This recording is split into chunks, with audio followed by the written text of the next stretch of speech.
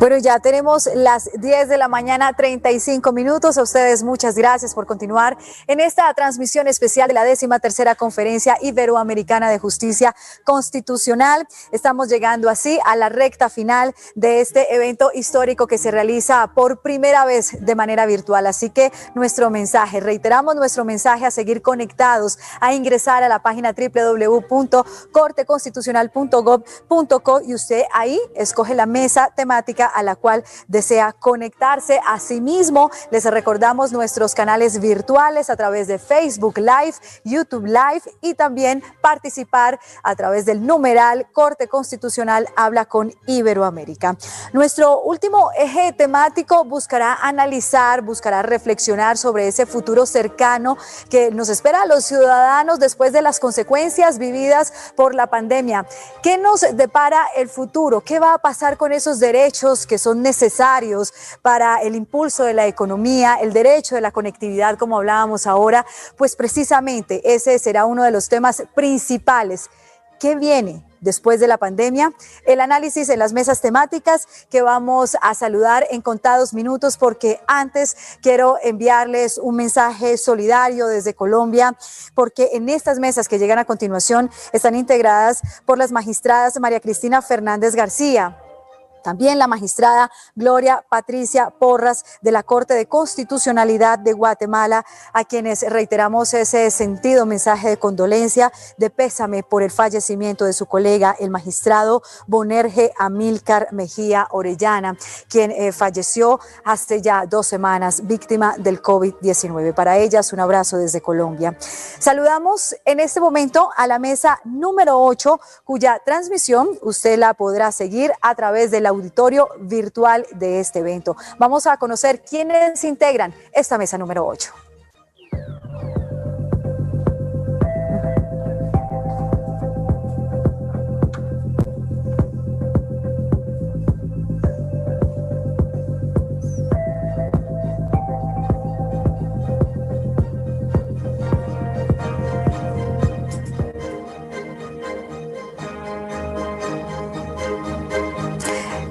Y vemos en este momento quienes integran la mesa número 8. La magistrada María Cristina Fernández García. Ella es magistrada suplente de la Corte de Constitucionalidad de Guatemala. El honorable consejero Joao Pedro Barrosa, vicepresidente del Tribunal Constitucional de Portugal. El honorable magistrado Rafael Díaz Filpo, juez primer sustituto del presidente del Tribunal Constitucional de la República Dominicana. Saludamos también al magistrado Richard Ramírez de la Corte Constitucional de Colombia, quien será el encargado de moderar la mesa número 8. Magistrado Alberto Rojas, el saludo habitual, por supuesto, de este grupo de trabajo, de esta mesa temática que comenzará en contados minutos. Recordamos los temas centrales que se abordarán y que se han abordado durante la mañana de hoy: el reconocimiento de nuevos derechos relacionados con las consecuencias de la pandemia. Lo veíamos hace algunos minutos en las reflexiones de los jueces constitucionales, y ahora los retos constitucionales frente al reajuste institucional de los estados iberoamericanos. Importante tema, magistrado Rojas, y es ese futuro cercano que nos depara después de las consecuencias de la pandemia. Magistrado Rojas, usted tiene la palabra para el saludo a la mesa número 8. Muchas gracias, Joana. Bienvenidos, juristas de Iberoamérica. Estamos hoy continuando con el último debate que se está dando 25 de septiembre con ocasión de la Conferencia Iberoamericana de Justicia Constitucional. Nuestro gran eje temático, la democracia y los derechos fundamentales en los estados de excepción, tienen ahora la participación de los juristas María Cristina Fernández García, magistrada de la Corte de Constitucionalidad de Guatemala. Tenemos igualmente al consejero Joao Pedro Barbosa como vicepresidente del Tribunal Constitucional de Portugal y de la misma manera a Rafael Díaz Filpo, vicepresidente del Tribunal Constitucional de la República Dominicana. Esta mesa será moderada por nuestro magistrado de la República de Colombia, el doctor Richard Ramírez, Corte Constitucional de Colombia, repetimos. A todos bienvenida. Ustedes están participando en un evento que está siendo escuchado por miles y miles de personas de muchísimas partes del mundo y están esperando obviamente sus opiniones, sus conceptos, este diálogo que se da espontáneamente entre quienes tienen la ardua tarea de ser de alguna manera digamos, el punto de equilibrio de la racionalización del poder. Gracias, muchas gracias y la mejor suerte en el desempeño de esta mesa octava, diálogo jurisprudencial en el tema específico de los retos constitucionales frente al reajuste institucional de los estados iberoamericanos con ocasión, obviamente, de la pandemia. Muchas gracias y adelante. Bueno, continuamos con la mesa número 7 y vamos a conocer quiénes integran este grupo de trabajo que en contados minutos comenzarán las reflexiones de los temas que ya han sido planteados a lo largo de esta mañana. Veamos quiénes integran esta mesa número 7.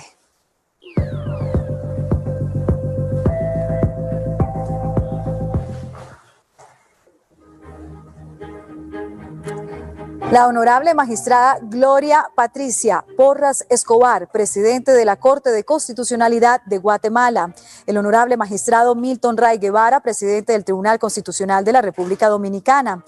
El honorable magistrado doctor José Fernando Reyes Cuartas, Corte de Constitucional de Colombia. El honorable magistrado Alejandro Linares Cantillo, también de la Corte Constitucional de Colombia, y modera la magistrada auxiliar Karena Caselles Hernández, también de la Corte Constitucional de Colombia. Presidente Rojas, adelante con su saludo para la mesa número 7.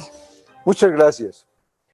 Tenemos ahora, decíamos, continuando con la fecunda tarea, con este trabajo extraordinario que ha habido en la 13ª Conferencia Iberoamericana de Justicia Constitucional, la presencia de unos notables juristas de Iberoamérica. Estamos hablando en especial de la honorable magistrada Gloria Patricia Porras Escobar, que es la presidenta de la Corte de Constitucionalidad de Guatemala. Igualmente está con nosotros el doctor José Fernando Reyes Cuartas, de la Corte Constitucional de Colombia. Milton Ray Guevara, que es justamente el presidente del Tribunal Constitucional de la República Dominicana, nos acompaña también, afortunado de tenerlo entre nosotros. Está también con nosotros el magistrado Alejandro Linares Cantillo, de la Corte Constitucional de Colombia. Y veo también entre quienes nos acompañan a la doctora María Cristina Pardo Schlesinger.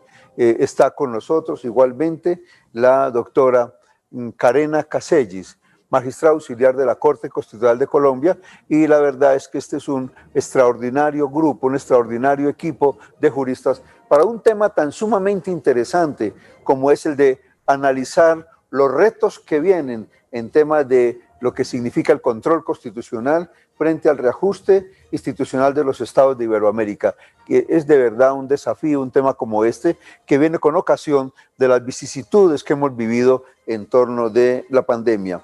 Esta mesa igualmente tiene para nosotros la posibilidad de hacer un desarrollo sobre el tema dogmático que se ha venido dando con el análisis de lo que surge a través digamos, del control de la racionalidad del poder.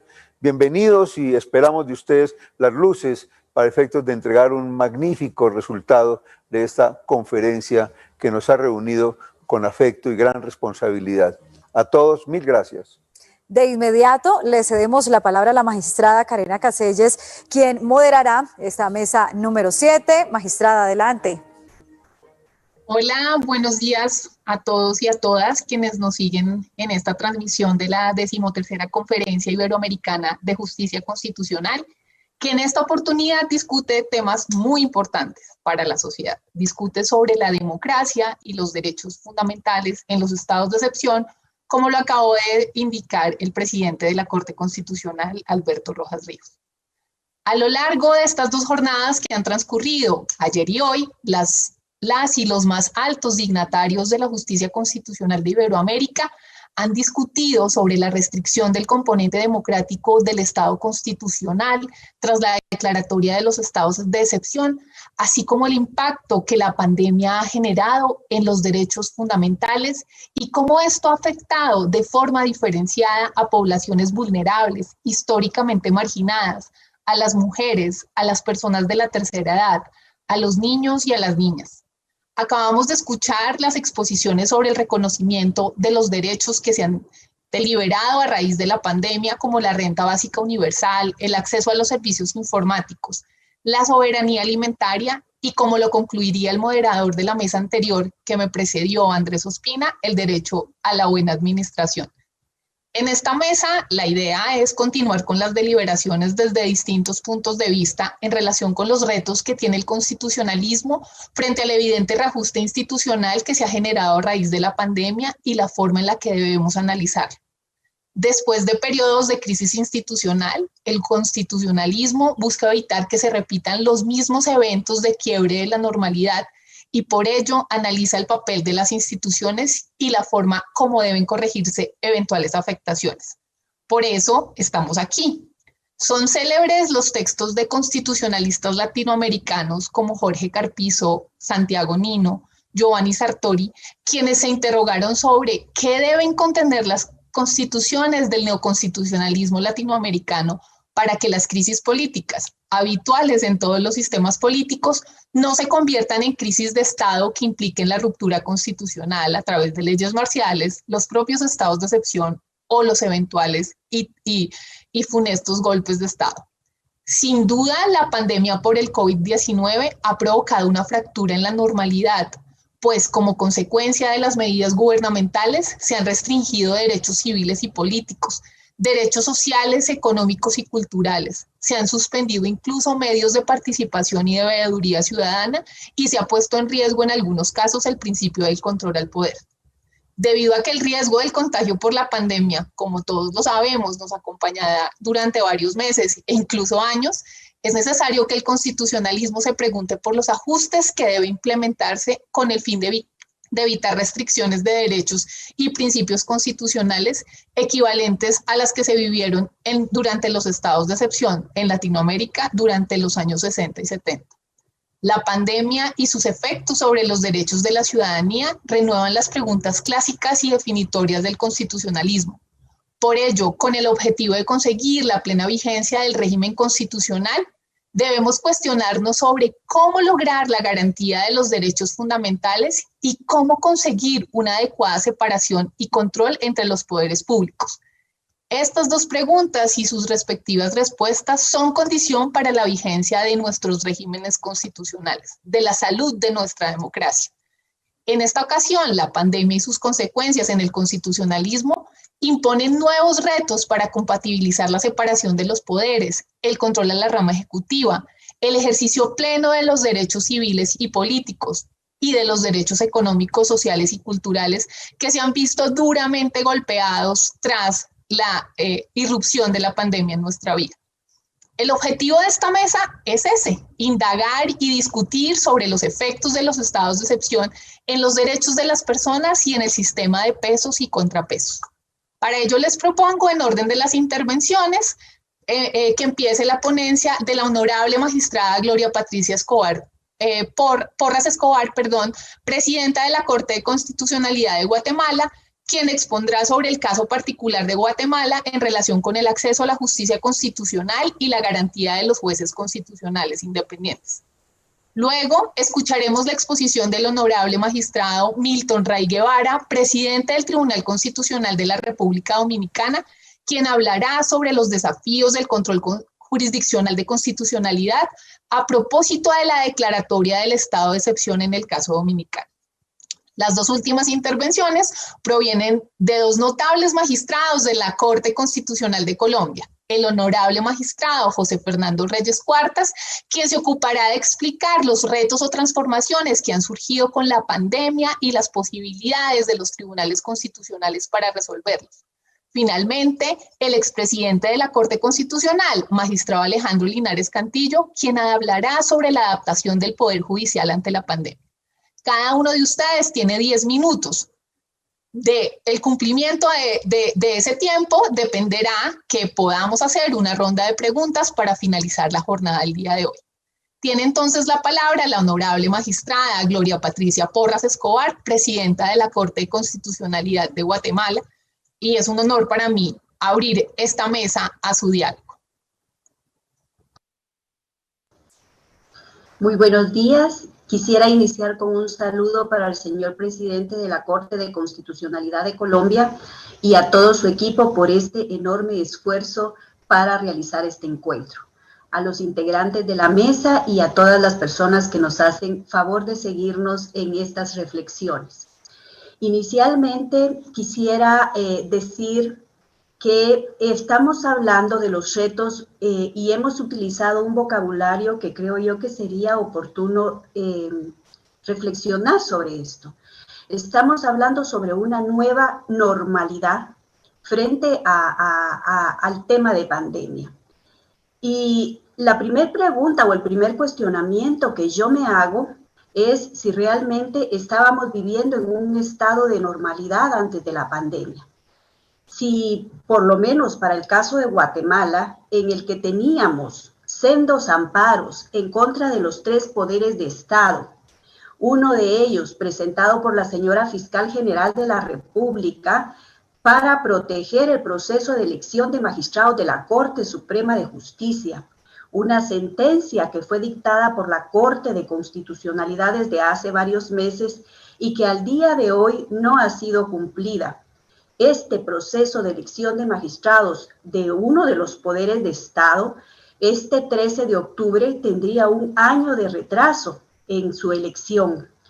Si podemos hablar de normalidad, cuando el tribunal estuvo dictando diferentes fallos en los cuales se debatía contundentemente el derecho de poblaciones indígenas a ser consultadas sobre distintos proyectos extractivos que afectan no solo su vida comunal, sino los propios recursos naturales del país.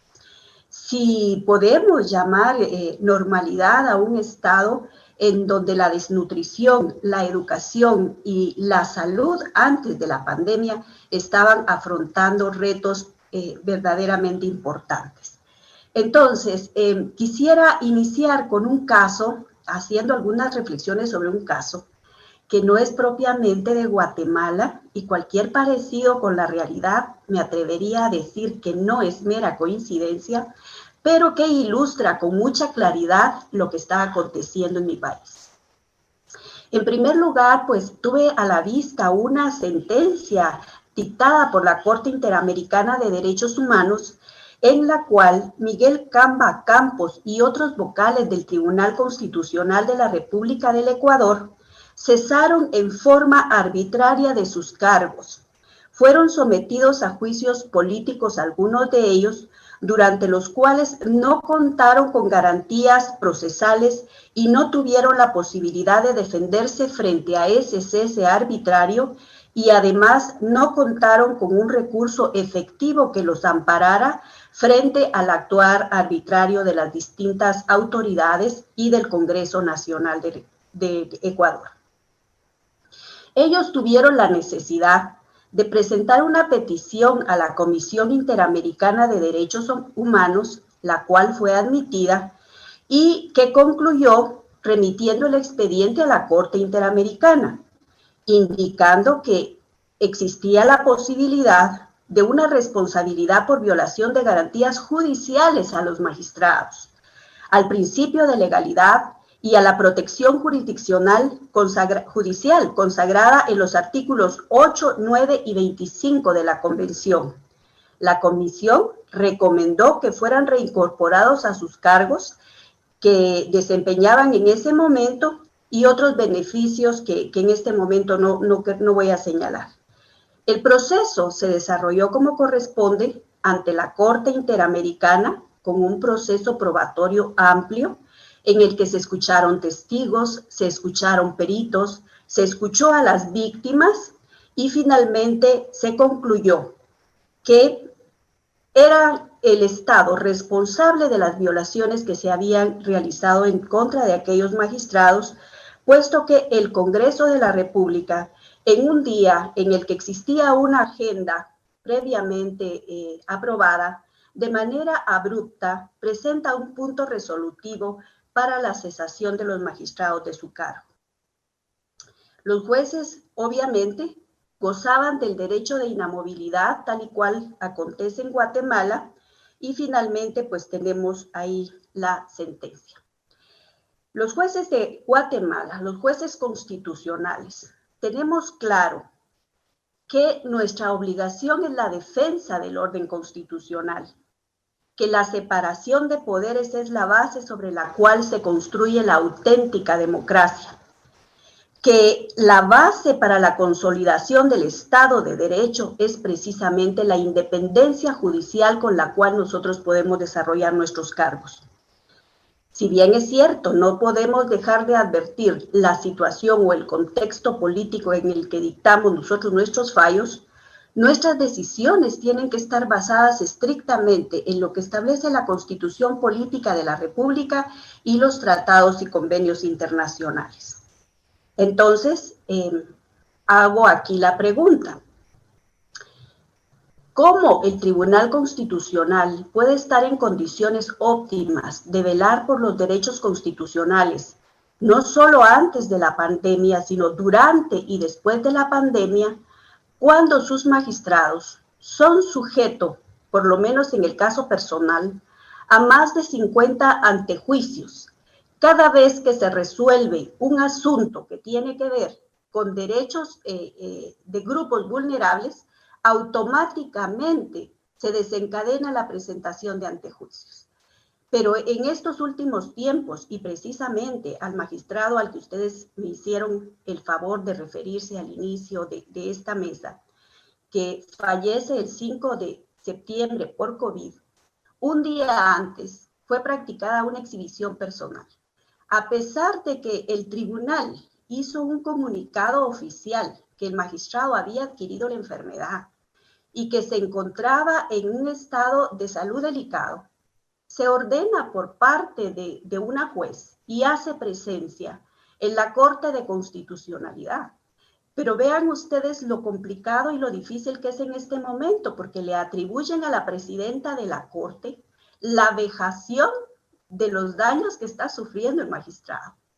Y no obstante que lo documentamos y lo presentamos a la jueza, se presenta una segunda exhibición personal para los dos magistrados, pero en el segundo caso de otro magistrado que se encuentra en este momento también con problemas de salud, se utiliza la exhibición personal en este momento como una especie de orden de allanamiento, en donde se invade su residencia, se agrede a sus hijos y no existe en este momento en el país, tal y cual caso que acabo de señalar, mecanismos internos que permitan la restauración de los derechos individuales de los propios magistrados del tribunal. Entonces, ese es el escenario en el que se encuentra el Tribunal Constitucional para hacer valer los derechos dentro de un estado de normalidad o un nuevo estado de normalidad. Entonces, a la primera pregunta, si podemos seguir diciendo que es un estado de una nueva normalidad, yo creo que la pregunta se responde por sí sola. En Guatemala no nos encontrábamos en un estado de normalidad. Toda esta serie de acontecimientos no son propios de un estado de derecho y tampoco de una democracia que es a la que aspiramos todos los estados iberoamericanos. Entonces, ¿cuáles son los retos más importantes para el Tribunal Constitucional? En primer lugar, es preservar la independencia a pesar de todos estos ataques de los que estamos siendo objetos en la séptima magistratura en la Corte Constitucional de Guatemala. Yo diría que ese es el primer gran reto que tenemos. El segundo reto es que venga la cordura en los distintos órganos de Estado y que comprendan que la desobediencia de las decisiones del Tribunal Constitucional es el resquebrajamiento total del Estado de Derecho de Guatemala. Esperaría de verdad que en el transcurso de los días venga la cordura y hayan distintos procesos de reflexión, porque no se trata en este momento de atentar contra los magistrados que actualmente desempeñan la magistratura. Realmente se trata de atentar contra la democracia y el Estado de Derecho. Entonces, pues ese sería el primer gran reto. El segundo gran reto, que corresponde a la Corte de Constitucionalidad, creo que de alguna manera nosotros lo hemos ido desarrollando de una manera positiva, aunque debo reconocer que cuando iniciamos el trabajo en el tema tecnológico no estaba vigente el tema de pandemia. Nosotros habíamos estado incursionando en las mejoras tecnológicas porque estábamos tratando de resolver otros temas de hacinamiento de nuestra propia corte, de problemas de tráfico, y estábamos buscando mecanismos para que todos pudiéramos trabajar de otra manera. Entonces, la Corte de Constitucionalidad de Guatemala, en cuanto al reto de acceso tecnológico, creo que tiene un avance importante que en algún momento podemos explicar con mayor detenimiento. Le ruego a Karena, por favor, que me marque cuando esté ya a punto o cuando esté a los 10 minutos, porque lo que tengo que decir es tanto y trato de resumirlo, pero es un poco complicado. En Guatemala, la Corte, efectivamente, tiene a todo su equipo de trabajo desde el 14 de abril que yo asumí la presidencia en casa. Nosotros activamos VPN en cada uno de los dispositivos de los letrados de la Corte. Los magistrados trabajamos desde casa. Tenemos una firma electrónica que nos permite no solo discutir, sino firmar nuestros documentos desde casa. Nuestras vistas son absolutamente virtuales. Y en Guatemala, pues de acuerdo a una encuesta que se hizo, la mayoría de ciudadanos cuenta con un teléfono.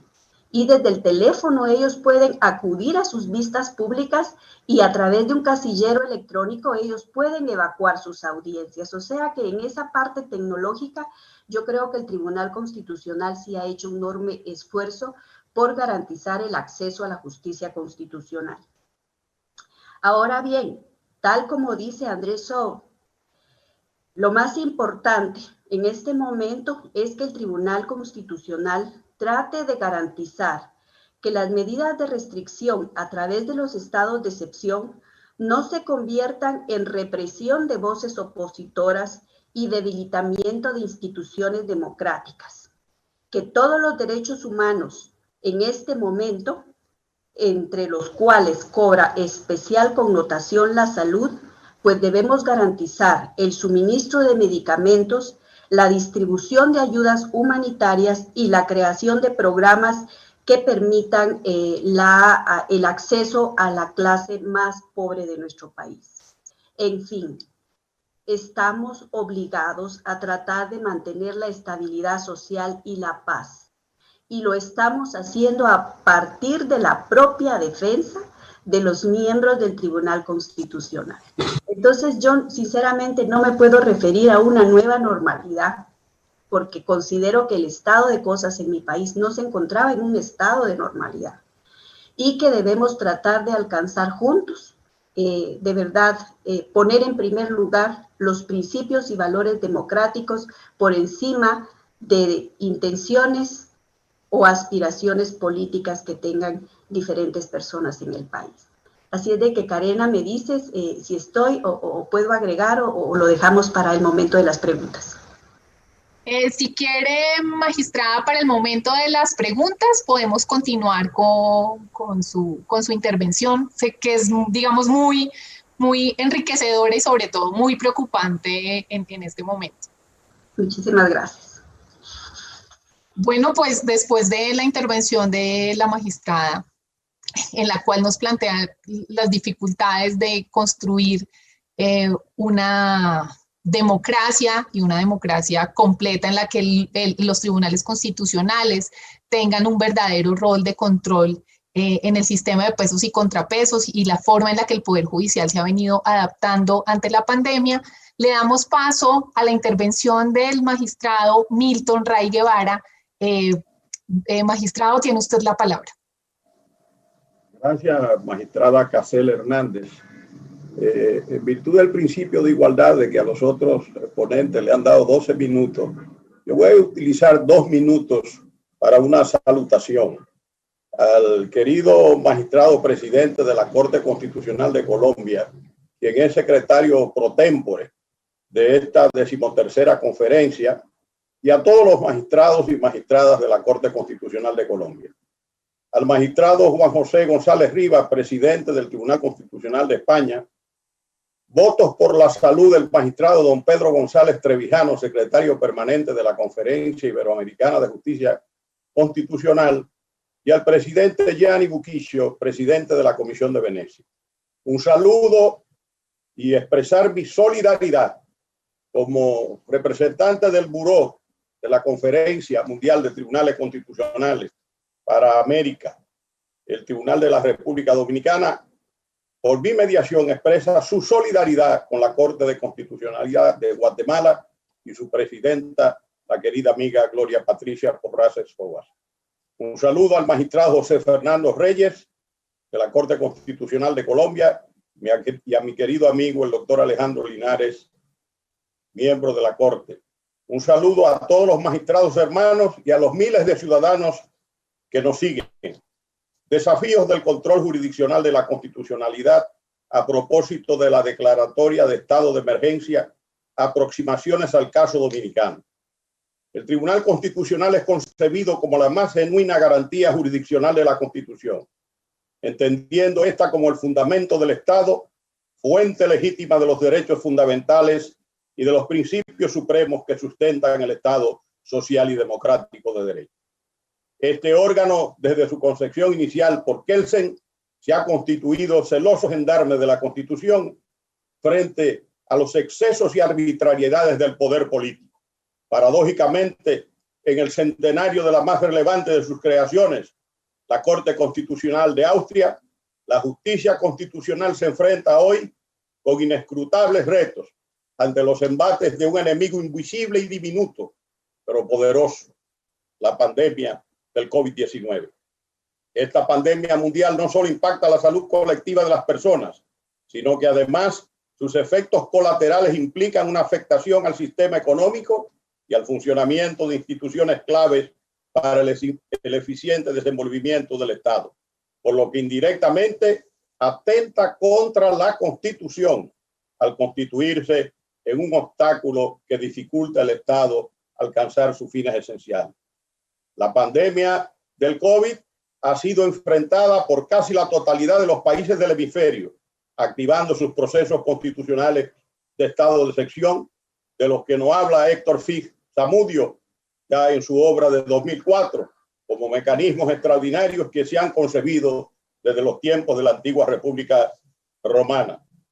Hoy en día, el derecho de excepción constitucional de la República Dominicana está integrado por un conjunto de normas jurídicas contempladas en la Constitución de la Nación, determinados convenios internacionales y una ley orgánica que rige la materia.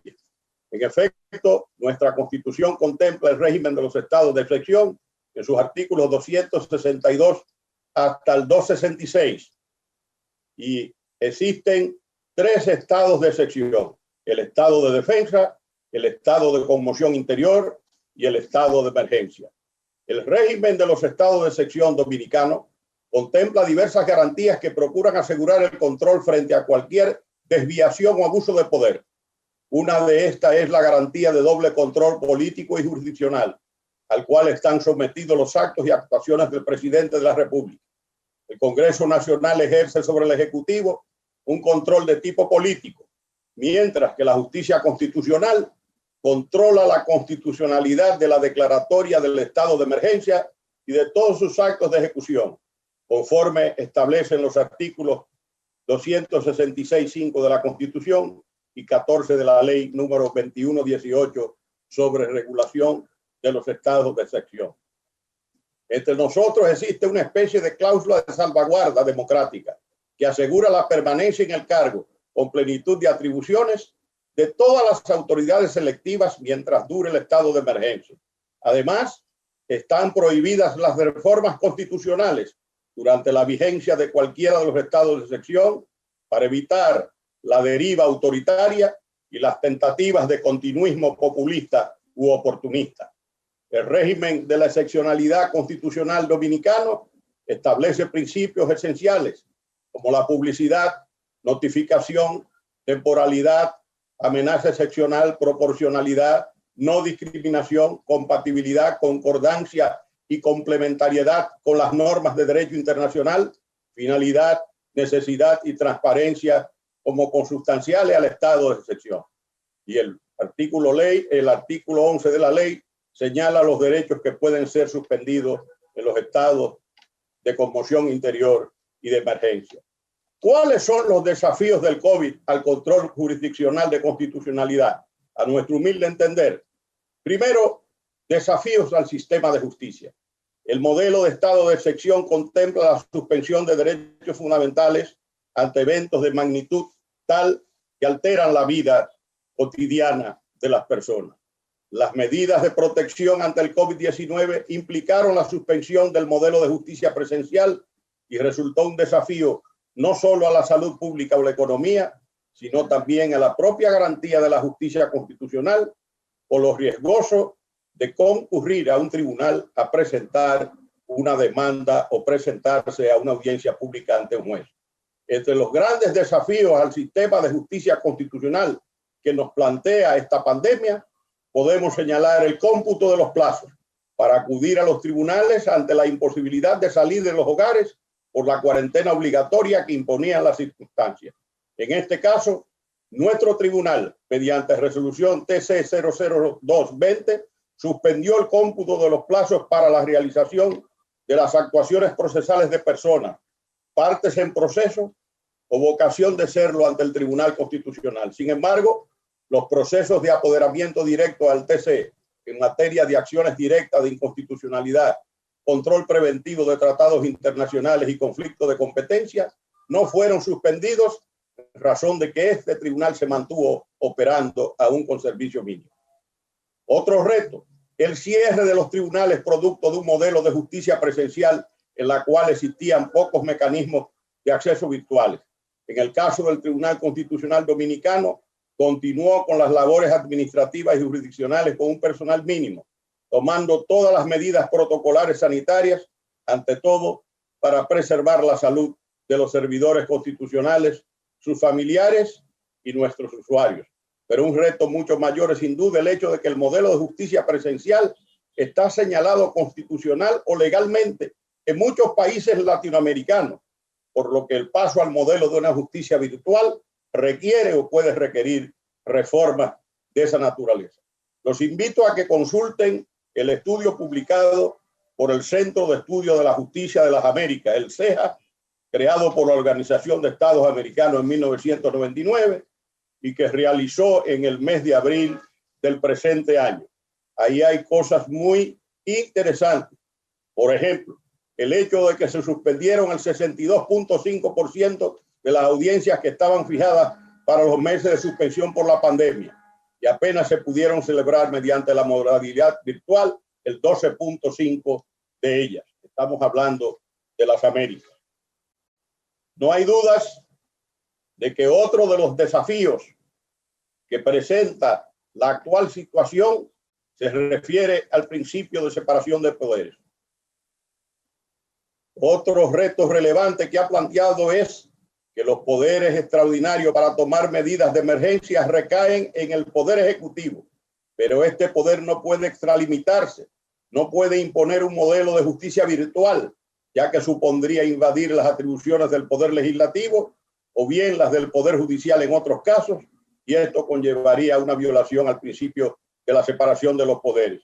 Otra de las quejas respecto de la separación de poderes y que en su momento deberá limitar la justicia constitucional es el argumento de que muchas de las decisiones que asumieron los poderes judiciales de la región mediante resoluciones administrativas, transformando temporalmente el modelo de justicia presencial por un modelo virtual o remoto, invadían las atribuciones del legislativo de ejercer su poder de configuración de los procesos judiciales y hacer los ajustes del lugar mediante la ley. desafíos relacionados con el sistema electoral y la participación política. Las medidas de seguridad sanitaria que implicó la pandemia del COVID produjo en República Dominicana el aplazamiento de las elecciones presidenciales y legislativas programadas para mayo de este año, las cuales finalmente fueron celebradas exitosamente el 5 de julio del 2020. Este fenómeno de aplazamiento de elecciones también se produjo en otros países en la región y fuera de ella. Este tema de posposición de procesos electorales conllevará a que la justicia constitucional defina a cuál órgano compete disponer el mismo, o bien, si resulta razonable, la supresión total o parcial del activismo electoral de cara a unas elecciones, entre otros temas. Desafíos relacionados con el impacto colateral de la pandemia sobre algunos derechos fundamentales. Si bien la pandemia tiene como víctima fundamental la salud colectiva de las personas, las medidas de prevención del mismo implican colateralmente la suspensión de ciertos derechos fundamentales que ni siquiera están comprendidos como derechos a suspender en un estado de emergencia.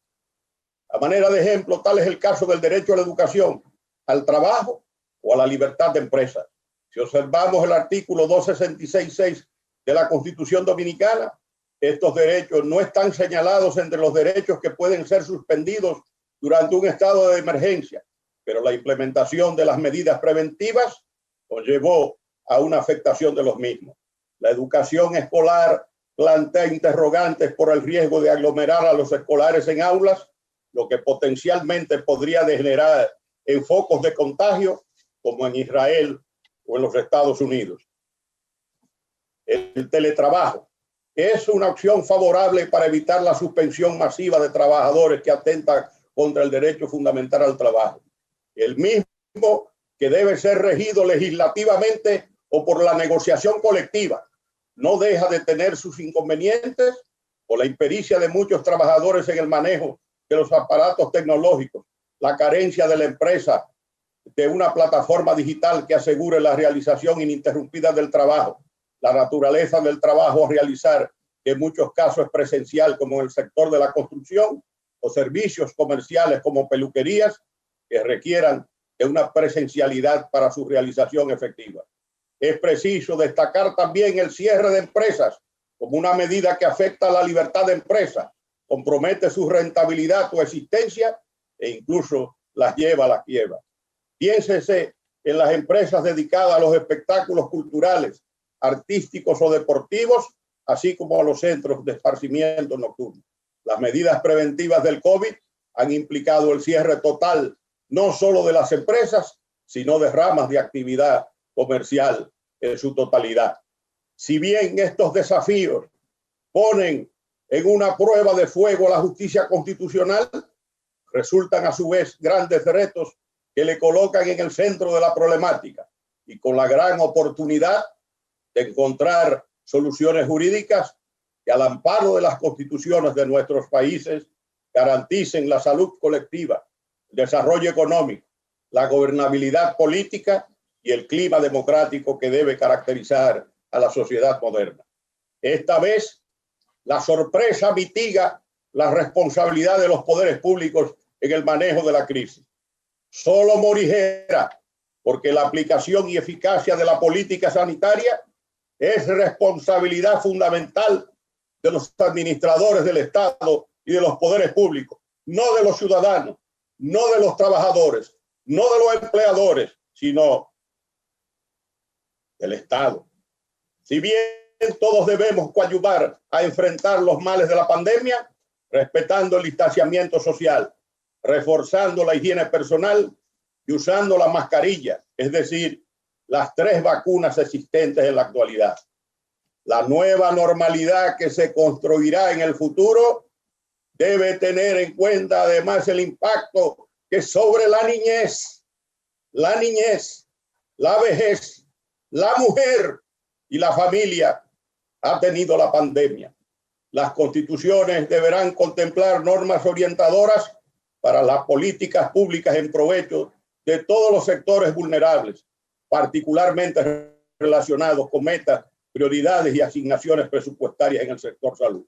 Ojalá aprendamos la lección y que las terribles consecuencias del presente sirvan para impulsar un mundo más justo y solidario, en que la crisis sanitaria no ahonde las injusticias y las diferencias entre países ricos y países pobres, lesionando las condiciones de vida de millones de seres humanos en el planeta. Muchas gracias. Muchas gracias, magistrado Milton. Claramente aquí hay dos puntos de vista. De un lado, con la magistrada Gloria Porras nos ha planteado cómo la pandemia ha terminado de profundizar las fracturas o desgastes de algunos, digamos, específicamente de su país, y cómo esto ha puesto incluso en riesgo la democracia. Asimismo, se ha indicado cómo hay algunos desafíos muy relevantes para resolver, entre ellos el impacto diferenciado de los derechos que ha traído la pandemia, la forma en la que el Poder Judicial se ha adaptado o ha debido asumir su función, que es esencial para la sociedad y que tal vez ahora muchos ciudadanos y ciudadanas lo adviertan, y cómo la nueva normalidad debe tener en cuenta a las poblaciones más vulnerables, a quienes han sufrido con mayor impacto los efectos de la pandemia. A continuación, la ponencia del magistrado José Fernando Reyes Cuartas, quien, como les anunciaba previamente, explicará sobre los retos o transformaciones que han surgido con la pandemia y las posibilidades de los tribunales constitucionales de resolverlas. Tiene la palabra, doctor José Fernando Reyes. Muchísimas gracias, Karina. Un atento saludo a don Pedro González Trevijano, quien sabemos soporta quebrantos de salud y por eso no ha podido estar con nosotros, al señor secretario general de la conferencia, y como no, a don Alberto Rojas, quien preside la Corte Constitucional de Colombia, por cuyos esfuerzos y el de su equipo podemos estar en esta mañana reunidos todos, compartiendo las experiencias iberoamericanas sobre lo que ha sido el trabajo de las Cortes en estos tiempos de la pandemia.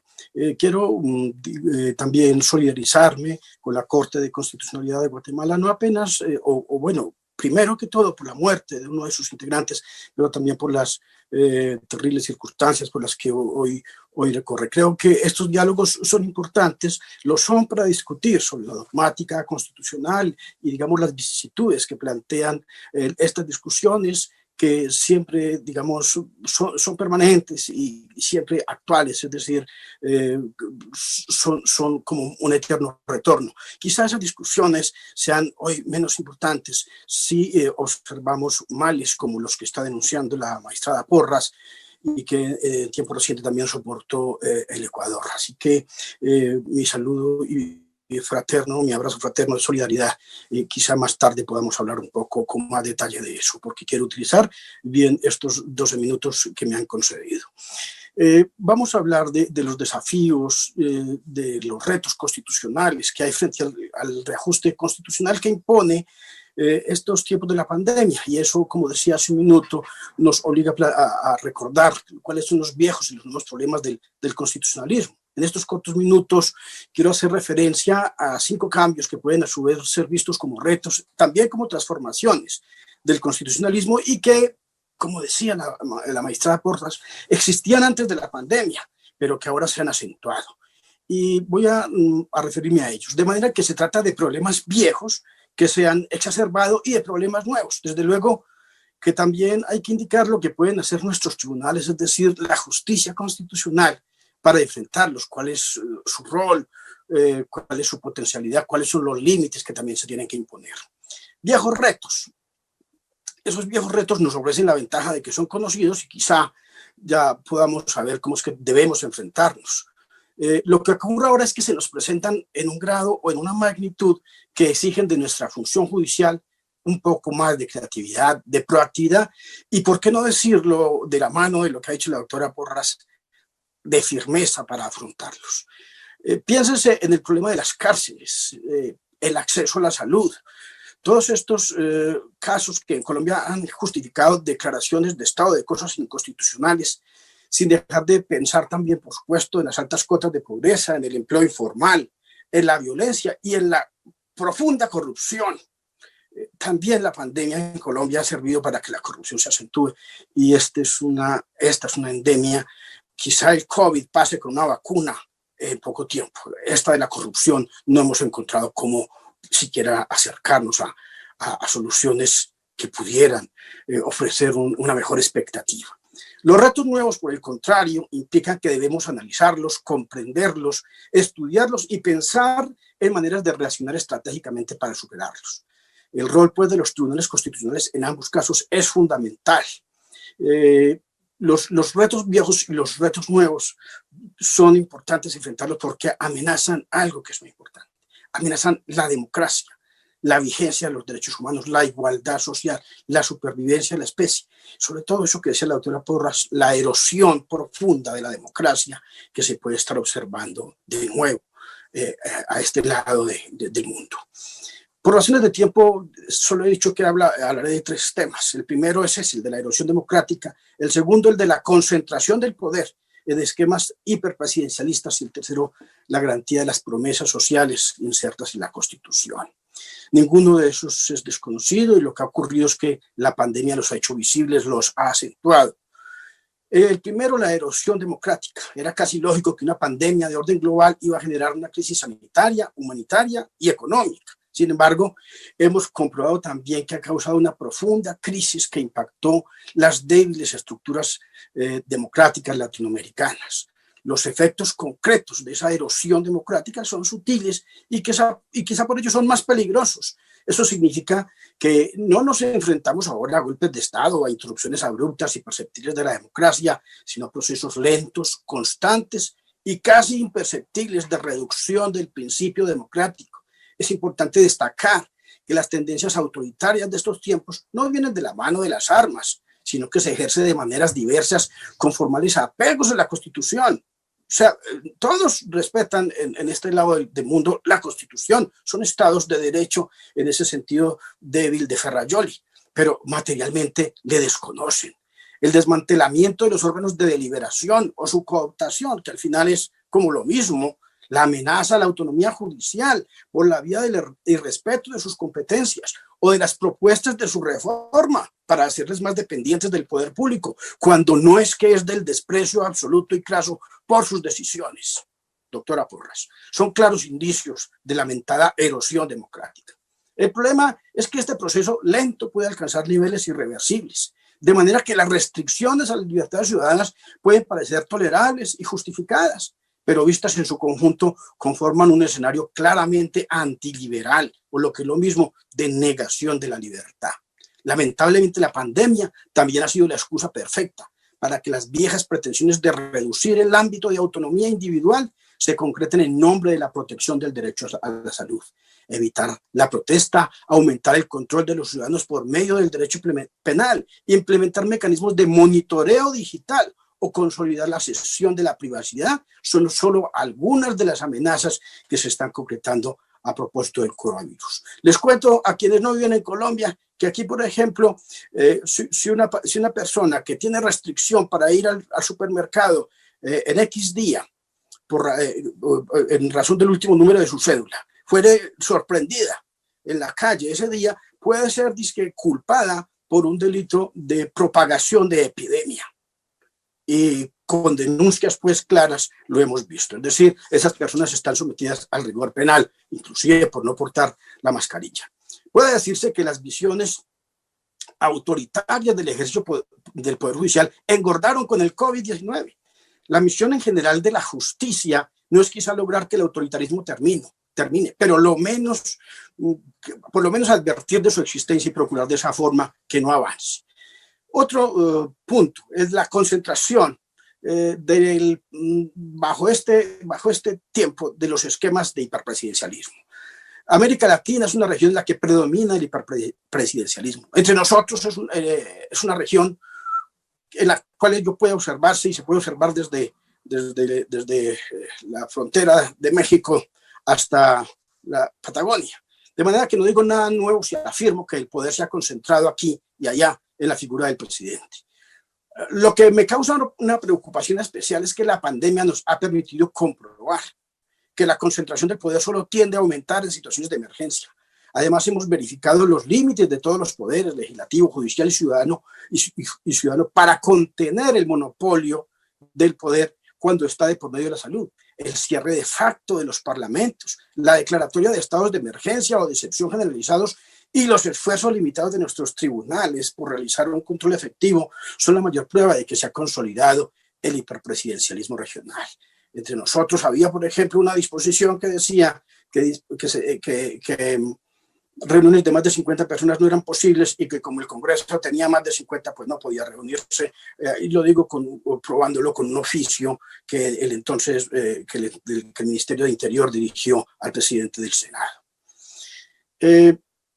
Finalmente, la garantía de las promesas sociales. Aquí me acuerdo de Antoine Garapon, que decía que la Constitución es un conjunto de promesas y que el juez es el guardián de las promesas, el guardián de las promesas. La región más desigual del planeta siempre ha tenido el reto de hacer realidad para los ciudadanos las maravillosas y generosas promesas sociales de las constituciones: empleo remunerado, vivienda digna, acceso a la educación y un sistema de salud que cure las enfermedades que la ciencia ya sabe curar.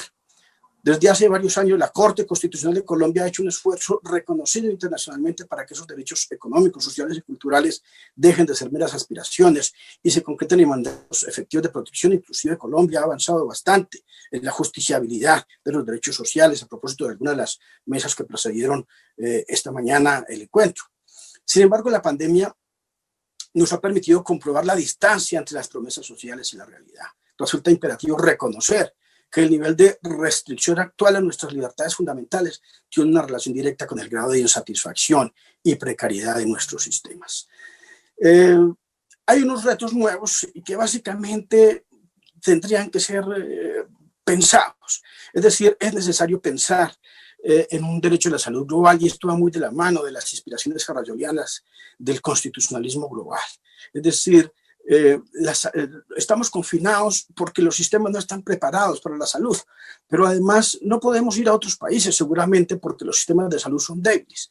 ¿Qué tendríamos que hacer y cómo tendríamos que blindar nuestras naciones para que podamos hablar de un acceso global a la salud y que no sea un asunto que dependa tanto de las realidades precarias nacionales?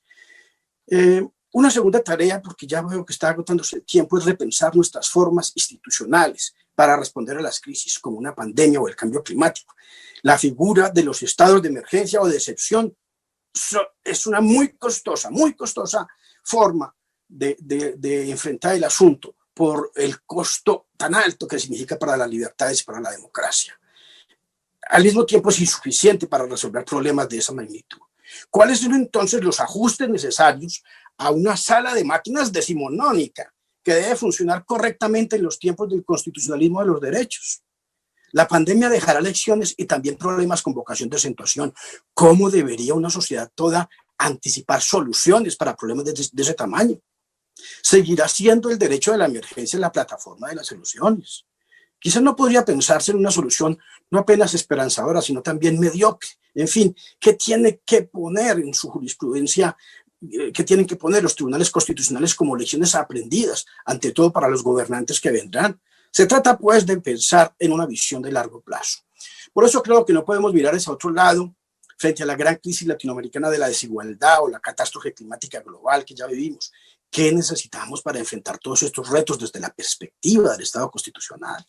Aunque existen voces que sostienen que la dimensión de todos estos retos requiere mayor concentración del poder, mayores sacrificios de los trabajadores, recortes de las ya escasas políticas de Estado, yo creo que necesitamos menos constitucionalismo de excepción y más constitucionalismo transformador.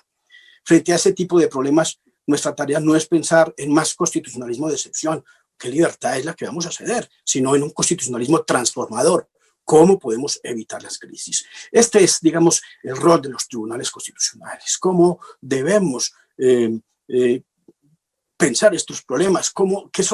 ¿Qué dogmática, qué construcción argumental deberíamos ir haciendo posible para enfrentar estos grandes problemas que, además, digo, se acentuarán con la pandemia? Es decir, seguiremos diciendo que es la emergencia la forma de seguir enfrentando estas cuestiones.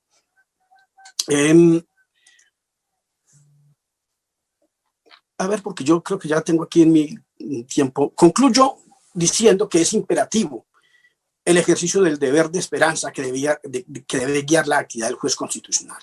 La crisis nos ha mostrado todos los peligros y la debilidad tanto de las instituciones como de la especie, pero al mismo tiempo la conciencia sobre nuestras debilidades nos hace más vulnerables y nos traza el camino.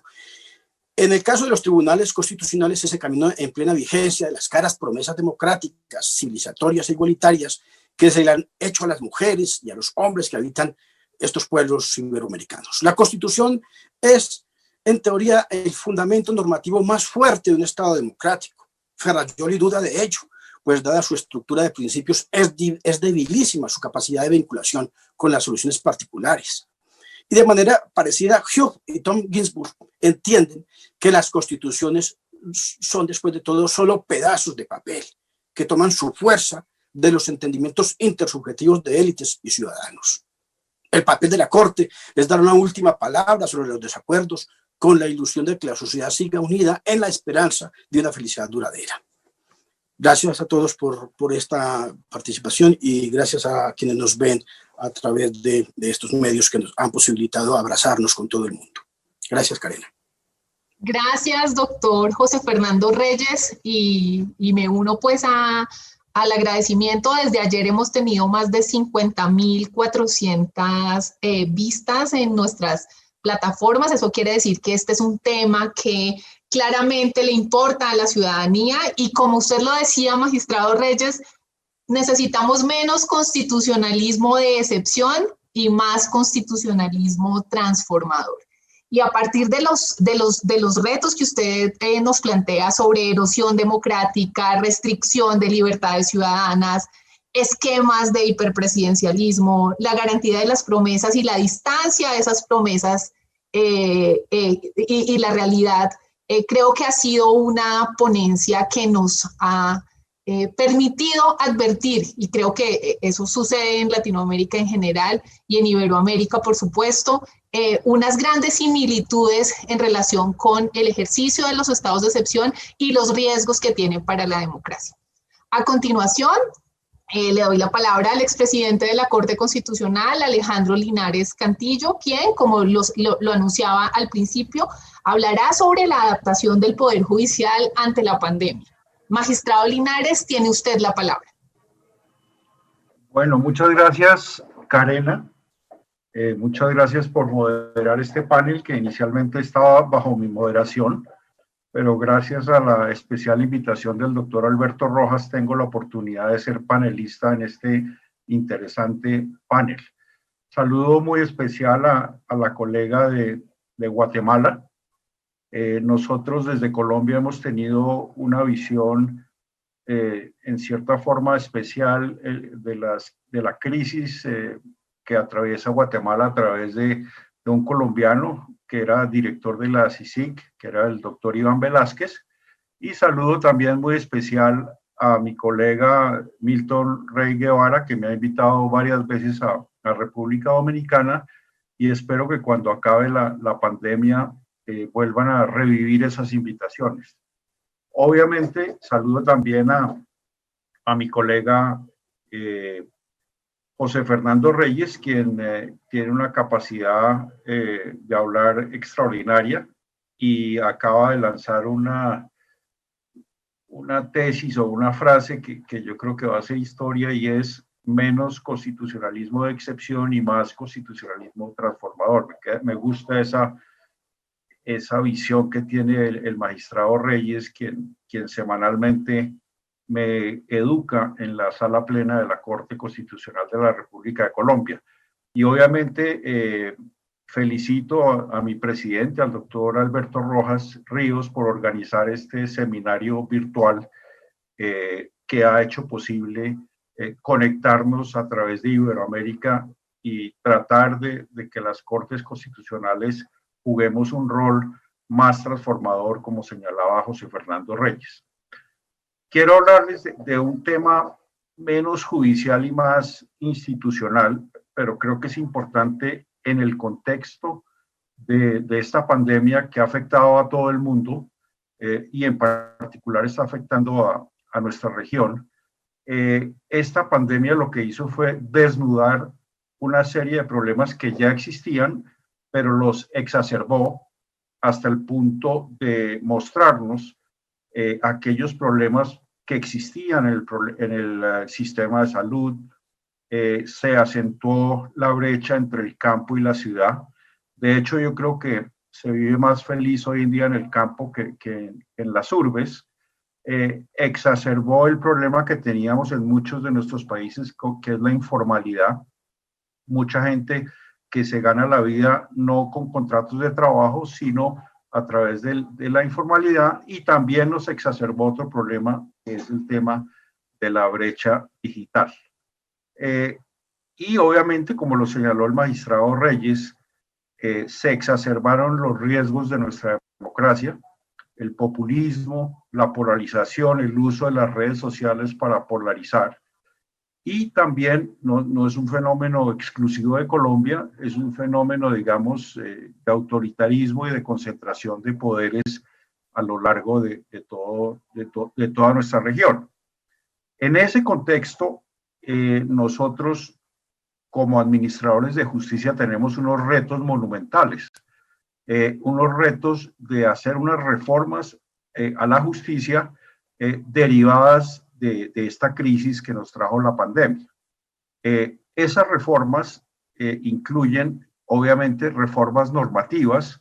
En Colombia hicimos una reforma a través de un decreto extraordinario, el decreto 806 del 2011, que ayer pasó su revisión constitucional en la Corte, pero hemos visto cómo el acceso a la justicia se ha afectado. Ya en el panel anterior se estaba hablando de la interdependencia de los derechos y se hablaba, por ejemplo, de la importancia que tenía el acceso al Internet como una especie de derecho fundamental.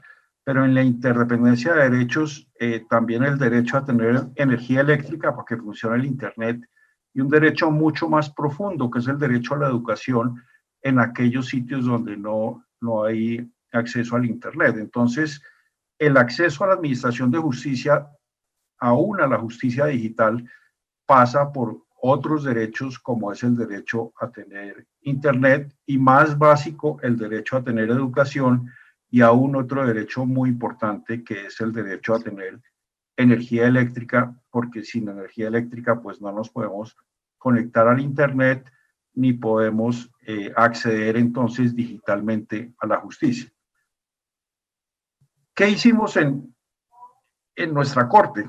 Realmente el Estado escogió una ruta,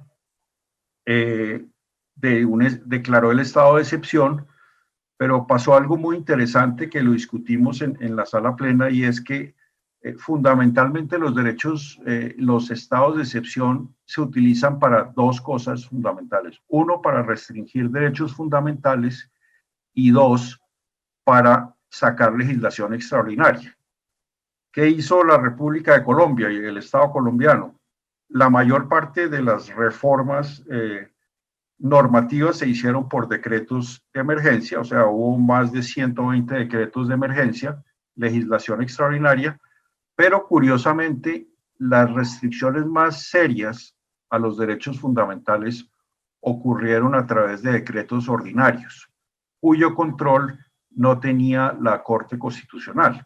Ese control le corresponde a la jurisdicción de lo contencioso administrativo.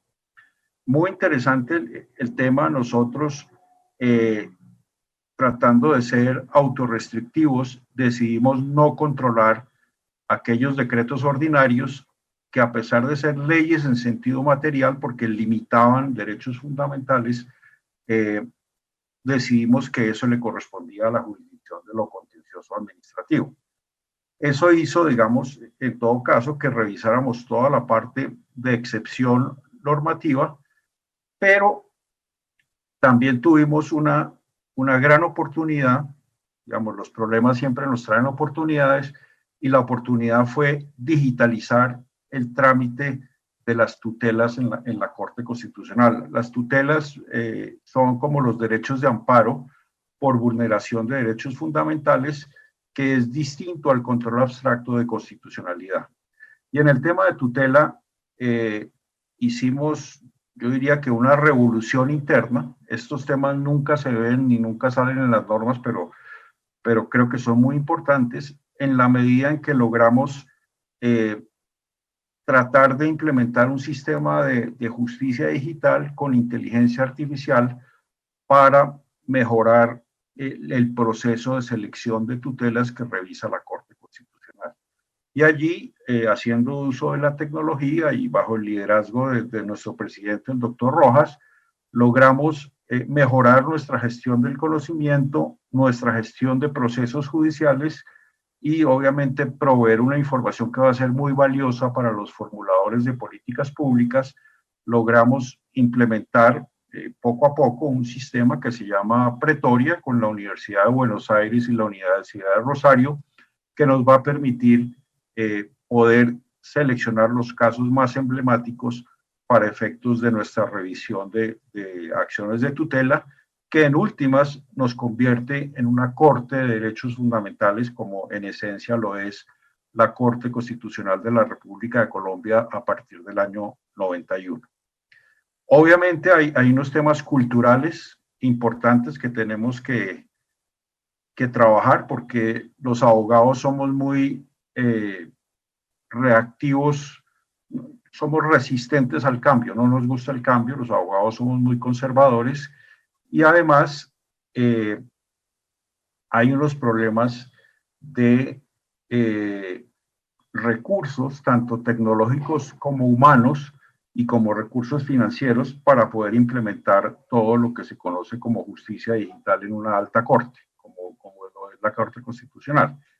Y hay otros temas muy importantes que también se han acentuado con la pandemia, y es el derecho a la intimidad que tenemos los seres humanos. Hoy en día, el tema del habeas data, cómo proteger nuestros datos personales, es una de las problemáticas más interesantes que han surgido a raíz de esta pandemia. Se ha desnudado cómo nuestros datos son utilizados por las grandes empresas, ni siquiera colombianas, sino grandes empresas como Facebook, como Twitter, como Zoom, nos manejan una serie de datos y en ese sentido, toda esta pandemia nos ha ayudado a mirar sobre todo qué están haciendo en Europa para controlar nuestras libertades más fundamentales, como es el derecho a la intimidad. Y en ese sentido, a la vez del mismo modo en que estamos implementando la digitalización de la selección de las tutelas en la Corte Constitucional, también estamos viendo cómo proteger nuestro derecho a la intimidad y en particular cómo adaptar a Colombia la Declaración de Principios Éticos del Consejo de Inteligencia Artificial de Inteligencia Artificial de la OSD. Colombia, que entró a la OSD este año, puede aprovechar esa declaración de principios éticos para poder limitar también el poder, no solo de las redes sociales, sino el poder de la justicia digital en la protección del derecho a la intimidad y del habeas data. En síntesis, Karena, ya voy a terminar, mucha calma. En síntesis, lo que ha hecho la pandemia es desnudar una serie de problemas que antes existían, pero que hoy en día se han exacerbado, y eso lo que genera son los retos, no solo institucionales, sino también unos retos constitucionales de la mayor importancia, y agradezco mucho esta invitación que se me ha hecho a participar en este panel. Muchas gracias, Karen. Gracias a usted, magistrado Alejandro Linares, por su intervención en la que claramente nos habló sobre la decisión de la Corte Constitucional de hacer autorrestricción en relación con algunas normatividades que, aun cuando limitan derechos fundamentales, la Corte Constitucional no tiene el control, sino lo tiene el Consejo de Estado. Asimismo, nos advierte sobre los distintos también retos que tiene el Estado en asumir la defensa de los derechos fundamentales y cómo la justicia termina siendo siendo como un eje fundamental para ellos. Han llegado muchísimas preguntas. Yo me he permitido sacar una porque a cada ponente le han llegado varias. Entonces, la primera de ellas es para la magistrada Gloria Porras. Me preguntan qué actitud ha tenido la sociedad civil frente a la vulneración del principio de autonomía judicial en Guatemala y cómo lo ha asumido la Corte Constitucional.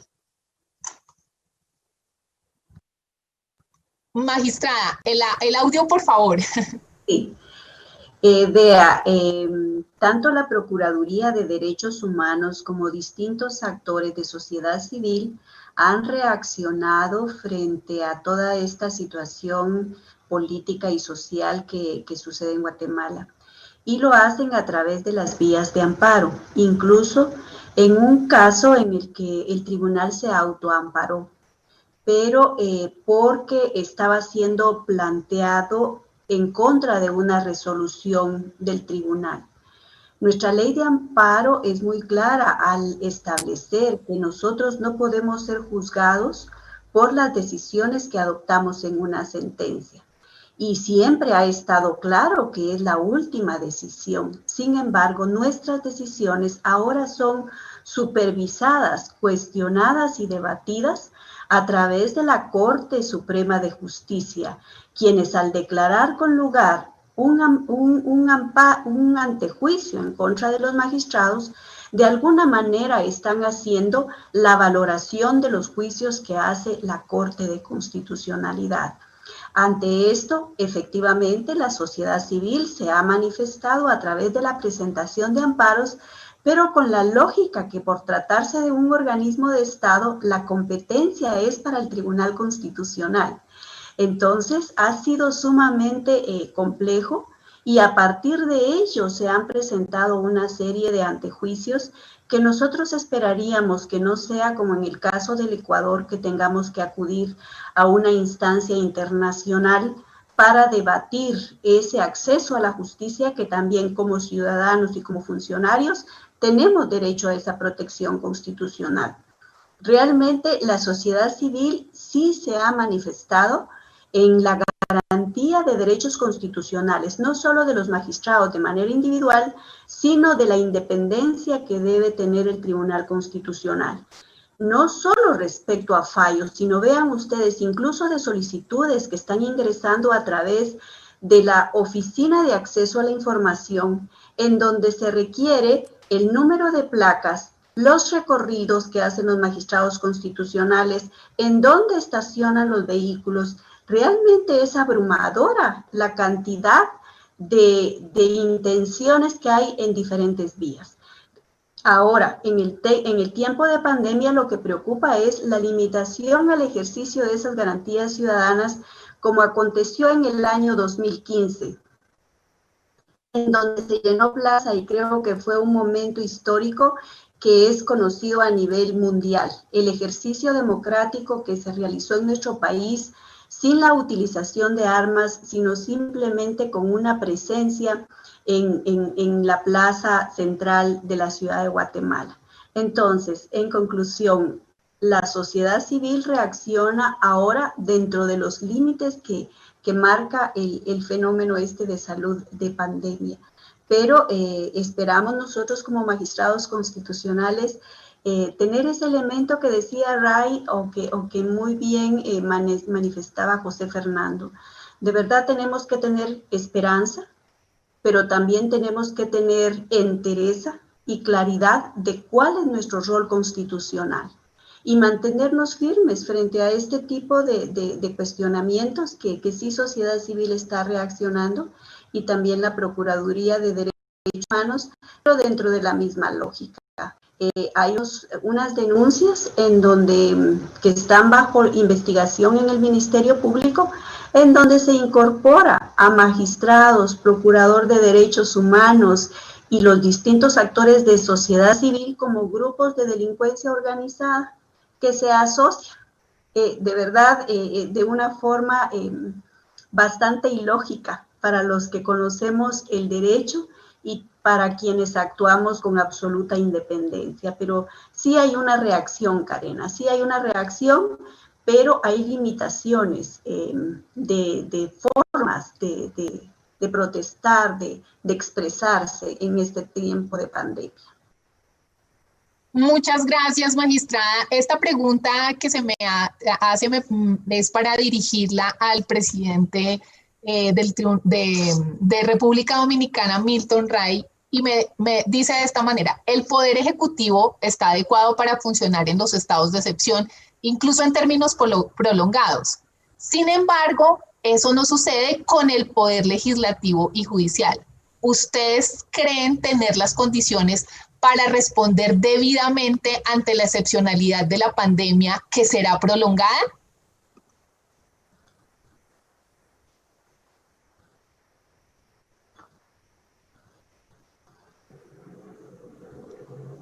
En el caso de la República Dominicana, nosotros tenemos una ventaja relativa y es la siguiente. Como señalé en esa rápida intervención, los estados de excepción están diseñados en la propia Constitución de la República. Y además existe una ley que regula los estados de excepción.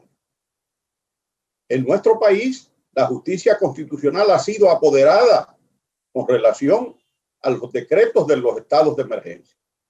Recientemente, la semana pasada, el tribunal decidió sobre una medida cautelar en materia de acción directa relativa a los decretos de estado, del estado de emergencia, que es una de las modalidades del estado de excepción en la República Dominicana. Ahí se rechazó esa solicitud de medida cautelar en la medida que en el sistema de control concentrado de constitucionalidad de la República Dominicana ese instituto no está incorporado hasta el momento. Pero por el otro lado, se declaró inadmisible una acción directa que se refería también al control del estado de emergencia. La justicia tiene elementos importantes para decidir. La justicia constitucional los tiene.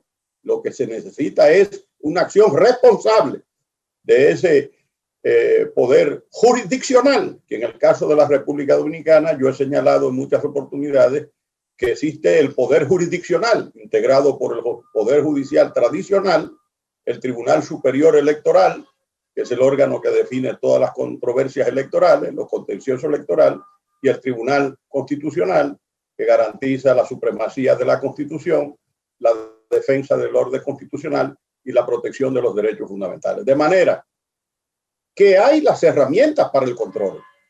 De hecho, la ley sobre los estados de excepción en la República Dominicana tiene una serie de instrumentos que facultan al Congreso Nacional para controlar. El hecho es que sin autorización del Congreso Nacional no se puede decretar una de las modalidades que lo hace el Poder Ejecutivo de los estados de excepción. Ahora, tampoco nosotros podemos decir que el Poder Ejecutivo es responsable de la inacción o de la acción desfigurada del Poder Legislativo. Y en el caso del Poder Judicial, existen los mecanismos para que los ciudadanos acudan y ese poder jurisdiccional, en el caso del Tribunal Constitucional, pueda decidir. De manera que en el caso nuestro, formalmente tenemos las herramientas indispensables, no todos, pero las indispensables para que podamos ser guardianes celosos de la Constitución de la República. Porque como yo señalé, los estados de excepción han servido para incubar regímenes autoritarios o dictaduras y le han dado paso muchas veces al populismo oportunista. Entonces, bueno, en el caso dominicano están las herramientas. Ahora, cada poder del Estado tiene que asumir sus propias responsabilidades. Por eso nosotros tenemos un control doble.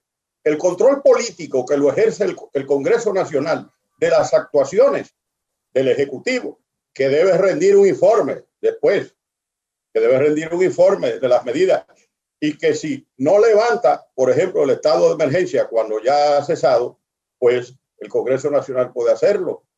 Entonces está el control jurisdiccional a cargo del Poder Jurisdiccional. Estructuralmente están reunidas las condiciones mínimas para que el estado de excepción, con sus 3 modalidades en la República Dominicana, pueda ser controlado en beneficio de las ciudadanas y de los ciudadanos.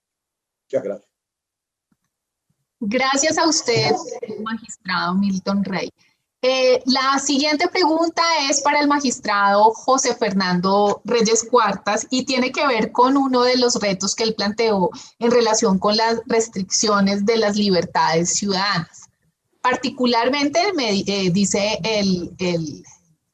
quien pregunta, el ciudadano, ¿es posible compatibilizar el ejercicio pleno de los derechos civiles y políticos, como la libertad de expresión, el derecho del acceso a la información, el derecho a la manifestación política, con los medios tecnológicos como se presentan ahora a raíz de la pandemia? Esa es una pregunta muy importante y digamos que en la teoría de los derechos fundamentales las posibilidades de restricción de los mismos pues siempre son una habilitación constitucional que está deferida al órgano legislativo en la medida en que la coexistencia de los mismos, la coexistencia de los derechos como realidades acotadas, solo es posible si se piensa en que los mismos sean posibles de restringir o de limitar. Y con toda seguridad y con toda certeza también entender que en los tiempos de excepción las restricciones también deben estar autorizadas, son posibles y que pues justamente por la excepción quien detente el gobierno podría hacerlo de cara a la necesidad de superar la crisis o de posibilitar que no se extiendan sus efectos. Digamos, estas cosas están muy claras en la dogmática general. Sin embargo, claro, el tema de las redes sociales y en general los medios informáticos han generado unas grandes discusiones hoy día porque ciertamente existen como una reconceptualización de los derechos. Es decir, mientras en los tiempos de la Ilustración hablábamos de la intimidad, como el derecho a que no me miraran por la cerradura, en mi desnudez, hoy día la intimidad es la intimidad de la red, la intimidad de Internet, es decir, inclusive ahora, por ejemplo, todos tenemos que registrarnos en una aplicación cuando viajamos en avión, el Coronap, y tengo que entregar mis datos. Entonces, ¿cuáles son las posibilidades y límites de obligaciones como esa? Sobre todo porque además nunca sabemos esos datos dónde van a parar, nunca sabemos cómo son administrados y finalmente hay un fin bueno que es posibilitar el control de la pandemia, pero sin embargo hay unos riesgos muy grandes. Y ello, además, también, si la forma como se controla la pandemia tiene grandes reacciones populares, sobre todo ahora el gran ágora que es la Internet, el Twitter, donde todos los ciudadanos podemos y pueden decir todo lo que quisieran, cuáles serían las posibilidades y límites, no digo de la expresión, sino de la restricción de decir qué, porque inclusive ahora que se habla inclusive de un derecho al insulto, uno tendría que pensar si de verdad existe un derecho al insulto y en cualquier caso cuáles serían esas posibilidades.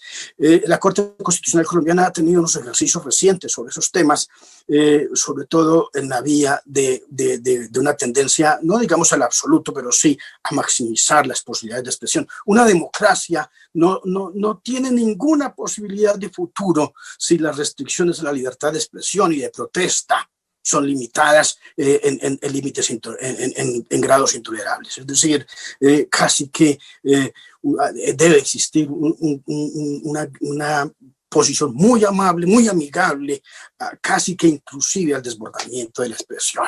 Es decir, no podemos pensar que la pandemia sea una ocasión para restringir la protesta, para para restringir la libertad de expresión, para decir qué es lo que podemos y no podemos decir, de cómo se administra y se gestiona la pandemia, por ejemplo. Creo que es necesario que los ciudadanos sigan manifestándose y podamos manifestarnos sobre los desacuerdos que tenemos con ello.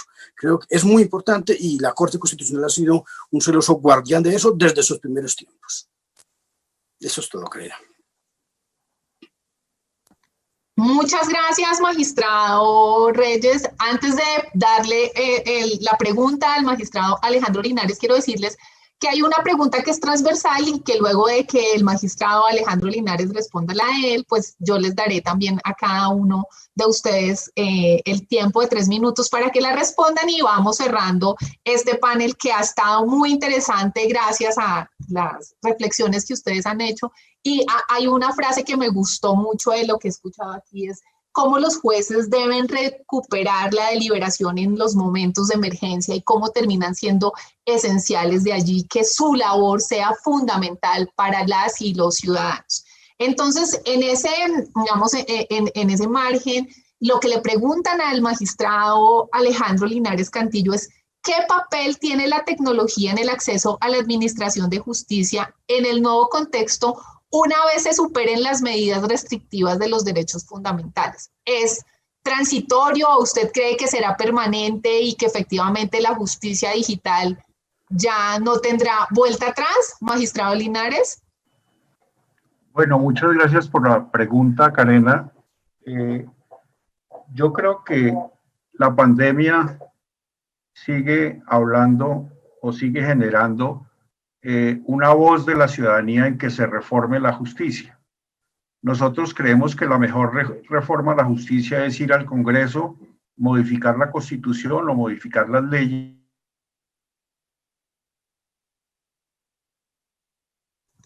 La justicia. La reforma más adecuada a la administración de justicia consiste en tratar de hacer una revolución en la gestión de los procesos judiciales, en la forma en que nosotros como administradores de justicia nos acercamos a los ciudadanos. Y esa reforma, que ha sido una reforma que infortunadamente desde el año 1991 nuestros administradores de justicia a través del Consejo Superior de la Judicatura no han sido muy, infortunadamente no han sido exitosos en implementar las nuevas tecnologías en la administración de justicia. Creo que la pandemia lo que generó fue una especie de estimulante para que todo el mundo empezara a pensar en la digitalización primero del expediente, después de los procesos judiciales y en últimas después, el acceso de los ciudadanos a través del Internet y las nuevas tecnologías a la justicia. Entonces yo pienso que tenemos una gran oportunidad de mejorar nuestro sistema de justicia sin necesidad de cambios normativos. Los que tenemos que cambiar somos nosotros, los administradores. La tecnología puede jugar un papel fundamental siempre y cuando le pongamos atención a 2 problemas que eso trae consigo. Uno, el tema de la brecha digital, y es cómo hacer que el Internet se convierta en un derecho fundamental. Y 2, cómo proteger nuestros derechos fundamentales a la intimidad y a la habeas data al introducir las nuevas tecnologías dentro de la rama judicial. Gracias, Karen. Muchas gracias, magistrado Alejandro Linares. Y bueno, por último, la pregunta que es transversal a todos, y empiezo en el mismo orden con la magistrada Gloria Porras, es esta excepcionalidad que afecta a todo el planeta en este año 2020, que nos ha cambiado completamente las prioridades a todas las personas, ¿ustedes creen que obliga a que se construyan parámetros universales constitucionales para afrontar estas situaciones de excepcionalidad? ¿O ustedes creen que como está la institucionalidad ahora es suficiente para poder asumir esos, digamos, esos retos que tiene? Magistrada Gloria Porras, tiene la palabra. No, yo creo que va a ser necesario universalizar todos estos métodos digitales de comunicación y para que todos estemos enterados de la forma en que están interactuando los distintos órganos jurisdiccionales de otros estados. En Guatemala, como les decía hace un momento, la Corte de Constitucionalidad sí tiene todo absolutamente automatizado.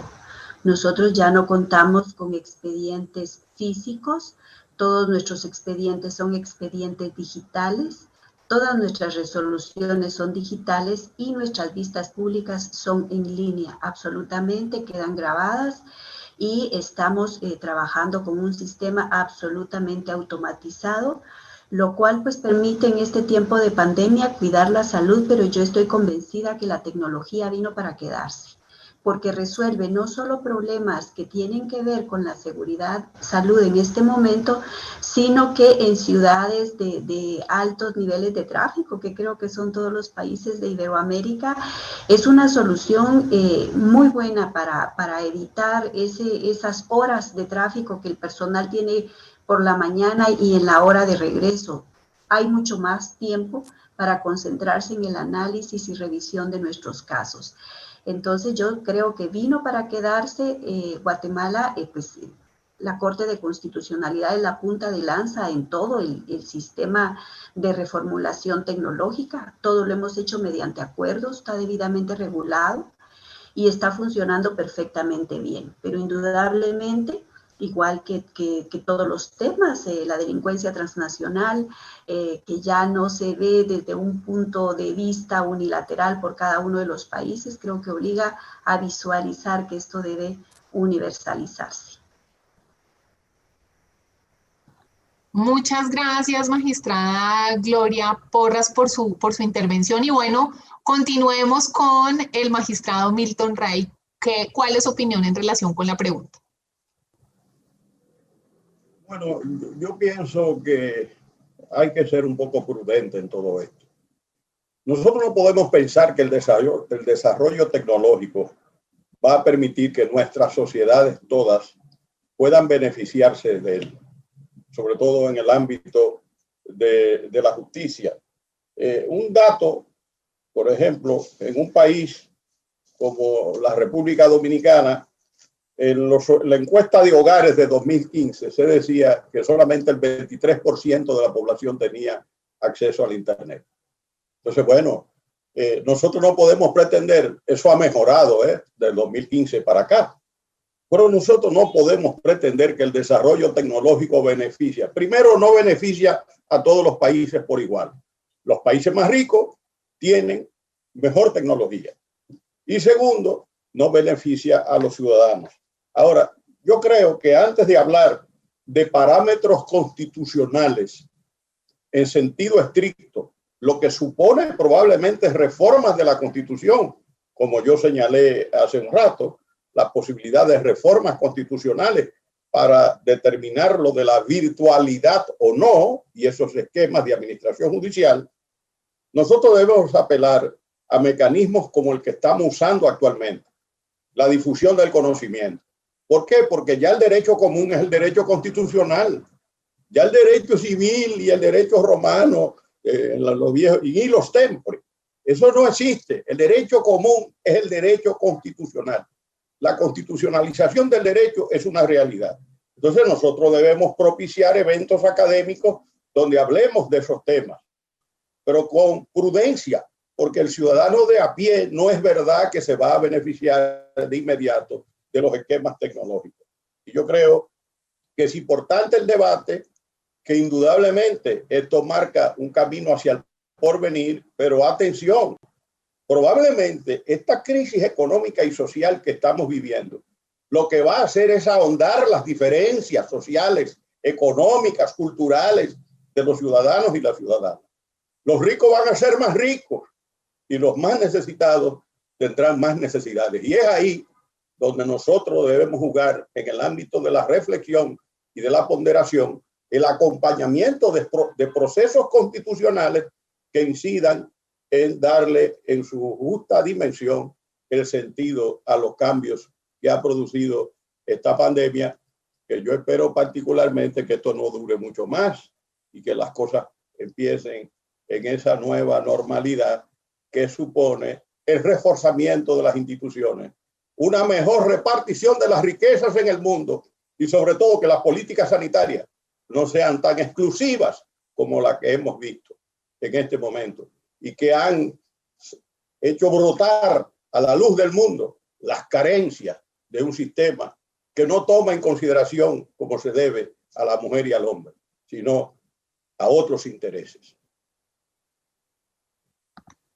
Muchas gracias por su intervención, magistrado Milton Rey Guevara. Comparto plenamente su posición. Creo que la pandemia nos ha traído algo que es fundamental y es volver a pensarnos que los bienes públicos como la salud y la educación son centrales para toda la sociedad, que el trabajo de cuidado es el trabajo más en todos. Ahí están las enfermeras, los enfermeros, los médicos, las personas que realizan el cuidado de los enfermos, de las personas más vulnerables, de los niños y las niñas, y de cómo el sistema democrático tiene que en realidad tener un enfoque diferencial para entender que la pandemia, aunque todos podemos ser susceptibles de estar afectados por el virus del COVID-19, claramente hay personas que tienen mayores, efectos o impactos en relación con el COVID. La Universidad de los Andes en Colombia determinó que la mayoría de las personas que han fallecido en Colombia por COVID-19 son de estratos 1, 2 y 3. Y eso habla muchísimo sobre el impacto que tiene y sobre la manera en la que los tribunales constitucionales tienen que hacer un abordaje sobre la materia. Bueno, le doy ahora la palabra al magistrado José Fernando Reyes Cuartas. Muy brevemente, porque sé que son 3 minutos. La idea del magistrado Rey Guevara es magnífica, es decir, el seguir construyendo el ius constitucionale comune, que es la tarea digamos, del pensamiento científico constitucional, es el reto más importante de la pospandemia en lo que tiene que ver con nuestra materia. Yo recuerdo cuando el derecho constitucional, o esto es un concepto que es conocido, cuando el derecho constitucional se fundó solamente en la soberanía, ello permitió que se excluyera, por ejemplo, en el orden interno a cierta gente y que se alegara frente al orden externo el que no era absolutamente necesaria una no injerencia. Cuando dijimos que los derechos fundamentales eran un problema universal, la soberanía pasó a segundo grado porque el asunto de los derechos humanos pasó a ser un asunto digamos que una idea parecida me surge a partir de ello, y es que hoy la solidaridad tiene que ser el eje central sobre el cual se construye el ius constitucionale comune de la pospandemia. Es decir, ya no es la solidaridad entre los vecinos, sino la solidaridad entre las naciones, entre los países, y esta es una idea que se tiene que reafirmar. Yo sé que después del constitucionalismo del 47, esta ha sido una idea central para fundar los estados democráticos, pero sin ninguna duda hoy esta idea se ha afirmado. No puede ser que si los Estados Unidos son los más poderosos, digan, tenemos tantos miles de millones de dólares para comprar la vacuna y la vamos a comprar de primero, porque los negritos de abajo pues tendrán que esperar. Yo creo que estas cosas tienen que afianzarse y tienen que ponerse en la palestra de estas discusiones. Es decir, cómo desde la Academia de la Ciencia Constitucional construimos la estructura de la solidaridad de las naciones dentro del concepto del constitucionalismo global. Y una última cuestión, que no me resisto a decirla en el minuto que me queda.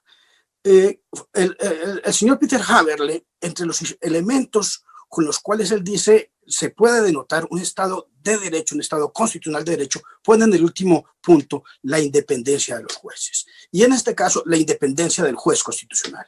Si no hay juez constitucional independiente, no hay posibilidades de democracia, no hay posibilidades de una solidaridad constructiva, no hay posibilidad esperanzadora de que la vida de los derechos fundamentales sea el centro de nuestros países, sobre todo de los países donde los vulnerables a veces se invisibilizan y son solamente un problema por resolver y quizá nada más. Es decir, sin juez independiente, doctora Porras, sin juez que no pueda ser sometido por el poder, no hay posibilidades de vida, y sobre todo si no hay juez constitucional independiente. Es decir, construir una corte constitucional que sea supravalente sobre la jurisdicción ordinaria, que sea central porque controla la vida de los derechos fundamentales, el sí y el cómo de los derechos fundamentales. Es muy poco probable una vida en democracia en una nación donde los jueces son una persona prescindible.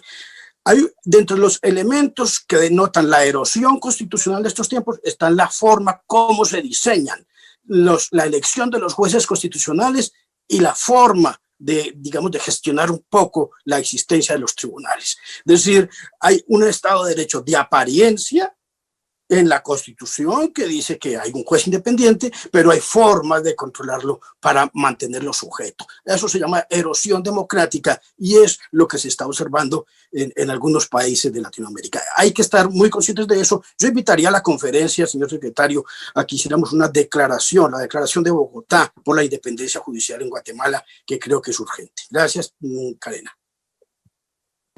Muchas gracias, magistrado José Fernando Reyes. Y bueno, le doy la palabra al magistrado Alejandro Linares para luego cerrar este panel que creo que todos podremos decir que ha sido muy enriquecedor. Para mí lo ha sido como la moderadora, escucharlos a ustedes y advertir que claramente existen muchos aspectos por los cuales aún deberíamos debatir por más tiempo, pero bueno, nuestro tiempo es corto y bueno, le corresponde al magistrado Alejandro Linares el cierre de la pregunta. Gracias, Karen. Es una pregunta muy interesante. Yo trataría de no repetir lo que ya se ha dicho porque comparto plenamente que esta es una oportunidad de globalizar el lenguaje de los derechos humanos para que todos hablemos la misma lengua, la lengua de los derechos humanos. Pero eso obviamente en nuestra región pasa por un diálogo más cercano con la teoría de la internacionalización del derecho constitucional a través de la Corte Interamericana o del Sistema Interamericano de Derechos Humanos. Yo creo que hasta ahora hemos tenido un diálogo de sordos, o sea, cada uno habla con sus sentencias, pero no nos hemos dialogado de manera cercana, porque, por ejemplo, la posibilidad, obviamente está la teoría del control de convencionalidad, propuesta por la Corte Interamericana, pero todavía no se acepta en nuestros países la doctrina europea del margen nacional de apreciación para respetar de cierta manera lo que dicen los tribunales constitucionales locales. Creo que esa globalización pasa por un diálogo más interactivo con la Corte Interamericana y dos temas muy importantes. La globalización también nos ayuda a tener una mejor visión de la protección del medio ambiente a nivel global, número uno, y número dos, la aplicación de las normas antimonopolio a los gigantes tecnológicos que no necesariamente pasa por una jurisdicción nacional. En otras palabras, los gigantes tecnológicos van a tener que someterse a distintas normas para evitar las prácticas restrictivas o los movimientos de datos a través de las fronteras. Muchas gracias, Karena. La felicito por la moderación de este panel y agradezco a mis colegas por la ilustración que me han dado en este interesante panel. Muchas gracias a usted, magistrado Linares. Y bueno, creo que no me alcanzaría el tiempo para poder sacar todas las ideas que se dijeron en este panel, pero bueno, finalizando con ellas, uno podría coger lo último que dijo el magistrado Alejandro Linares sobre la necesidad de tener el lenguaje universal de los derechos humanos, retomar la solidaridad de la que hablaba el magistrado José Fernando Reyes y advertir que efectivamente estos retos nos plantean la necesidad de adecuar la institucionalidad ante la evidente pérdida del equilibrio de poder, para dar mayor veeduría a las y los ciudadanos, para impedir la suspensión de facto de la participación ciudadana e impedir la afectación de el Poder Judicial, que es lo que nos comentaba la magistrada Gloria Porras, y la vitalidad que tienen los poderes, tanto legislativo como judicial, de hacer contrapeso al Ejecutivo en los estados de excepción. Los retos de la pandemia son muchísimos. El ejercicio ciudadano de los derechos democráticos que impidan la regresividad de derechos económicos, sociales y culturales que claramente cada uno de los países ha ido reforzando y que nos abre una situación bastante preocupante en relación con la brecha que se presenta en la actualidad. La protección de los datos personales y el acceso a la información de la que nos hablaba también el magistrado Linares, y entender finalmente que son las y los jueces quienes defienden la democracia. Y al hacerlo, desde su lado, finalmente están construyendo una sociedad más justa y más igualitaria. Muchísimas gracias por permitirme ser la moderadora de este panel. Para mí ha sido todo un gusto y bueno, nos veremos en una próxima oportunidad. Hasta luego a todas y a todos. Hasta luego, señor letrado Gutiérrez. Hasta luego a todos, doctora Porras. Hasta luego, encantado de doctor Rey. Nos vemos.